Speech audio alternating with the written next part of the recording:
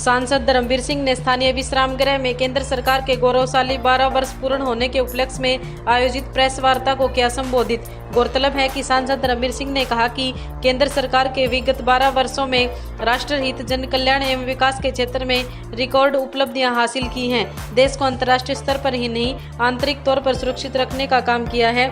सांसद ने कहा कि पुराने कानून जिनकी अब जरूरत नहीं थी, उन्हें समाप्त किया गया। पिछड़े वर्गों के लिए कई महत्वपूर्ण फैसले लिए गए और उनसे जुड़े कानून बनाए गए। सरकार की उपलब्धियों का जिक्र करते हुए उन्होंने जनहितकारी योजनाओं, गरीब कल्याण, महिला सशक्तिकरण, किसान सम्मान और विकसित भारत के संकल्प के बारे में बताया। उन्होंने कहा कि पीएम मोदी के नेतृत्व में सरकार ने अंत्योदय की भावना को साकार करते हुए योजनाओं का लाभ आज समाज के अंतिम व्यक्ति तक पहुंचाया है। उन्होंने कहा कि 12 वर्ष में भारत की आर्थिक स्थिति मजबूत हुई है और विकास को गति मिली है। प्रधानमंत्री नरेंद्र मोदी ने देश के हित में कई ऐतिहासिक कदम उठाए हैं। वैश्विक मंच पर देश की मजबूती बनाए रखते हुए अग्रणी पंक्ति में लाकर खड़ा करने का कार्य किया है। सांसद ने प्रेस के माध्यम से आमजन से अपील करते हुए कहा कि आमजन भी इसके लिए आगे आए ताकि 2047 तक विकसित भारत का सपना पूरा हो सके। अलग अलग टैक्स थे वो इकट्ठे कर दिए और आप हैरान रहोगे कि टैक्स हर साल, हर महीना, पिछले महीने तो वही टैक्स 2 लाख करोड़ से भी ज्यादा था। कोई नया टैक्स नहीं, बल्कि लोगों को रिलीफ भी दिया।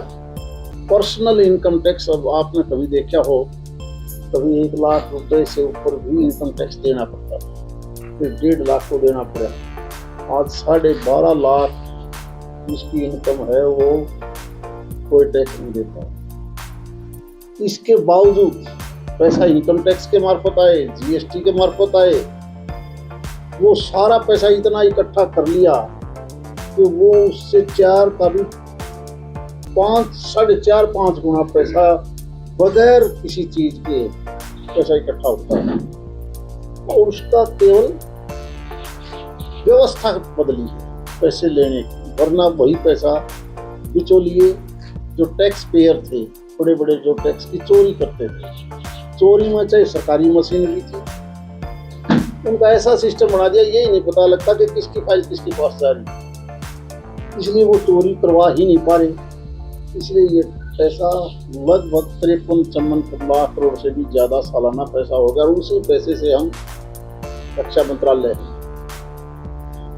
हेल्थ में आयुष्मान की बात हो, आपके एम्स की हो, आपके मेडिकल कॉलेज बनाने की बात हो, निचले स्तर पर जाओगे तो सीएचसी हो, पीएचसी हो, सब हेल्थ सेंटर तक सारे देश में इस प्रकार की व्यवस्था कर दी।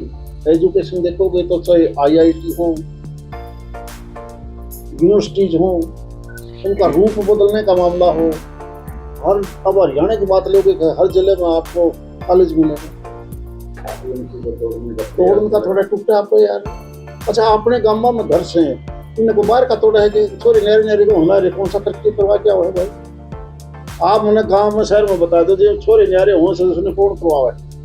उन्होंने देख लिया बीजेपी का काम ठीक है तो उन्हें तो भागदौड़ वहां चली है कि चलो बीजेपी में यार 5 जगह मिलेगी कि नहीं मिलेगी, प्रदेश का विकास करवाना है। टीएमसी की विचारधारा अलग है, बीजेपी की विचारधारा देश की है। छोटी विचारधारा लोगों ने छोड़नी चालू कर दी। वो हमने नहीं मेरा विलय कोई कितने विलय करा लो, बीजेपी के अलावा तो ये कहीं इकट्ठा कर दो, विचारधारा केवल बीजेपी की चलेगी। कांग्रेस की विचारधारा परिवारवादी थी और क्षेत्रीय दलों की राजनीति भी परिवारवादी थी। यहाँ परिवारवादी की बजाय सामूहिक तौर पर जो जितना टैलेंट है वही तो काम करेगा, पार्टी में भी वही करेगा जिसका दिमाग और आगे बढ़ने का है, और जिसकी हिम्मत है वो समय चलेगा कि चल जाए कोई कुर्सी के ऊपर वही बैठे रहे, तो टाइम गया। ये देश इस चीज को बर्दाश्त नहीं कर पा रहा।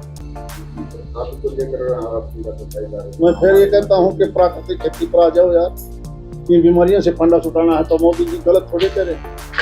जब आपको प्राकृतिक खेती के लिए 10,000 रुपए तक की मदद आपकी सरकार कर रही है तो आप क्यों नहीं उन बातों को वो करते हैं? जितना पानी है उस पानी से 10 गुना ज्यादा पानी हम खर्च करके पैदावार करते हैं। तेरे धनाने में जीरी में कितना पानी लाओ है भाई, इतना पानी की जरूरत ही नहीं है। कितना खाद गिरे हैं, 10-10 कट्टे, 6 कट्टे। हम भी समझाओ यार, इस खाद से वही पानी अपन पीना पर है, अपन जहर पी के मरांगे।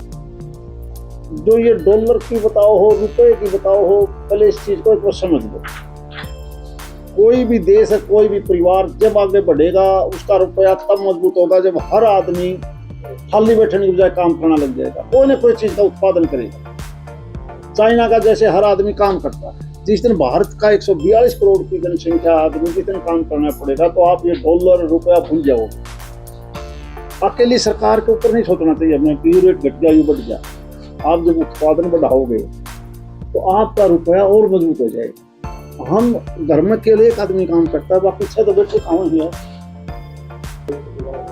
भाई मैं तो ये ज्यादातर गर्मियां में देख रहे हैं कॉकरोच, ईद का तो भगवान की दया से कम है, क्योंकि जो गर्म मौसम होता है ना, शेरों में से निकलते हैं। इस बार तो ईद को थोड़े से कम निकले हैं, ज्यादा मत बोल, लेकिन गर्मियां में आ रहे हैं। नहीं देखते होंगे अपने घर में सीवरेज में जब बड़ी गर्मी होता है ना, जब पाखरे का कॉकरोच, ये भगवान की दया से मेरे में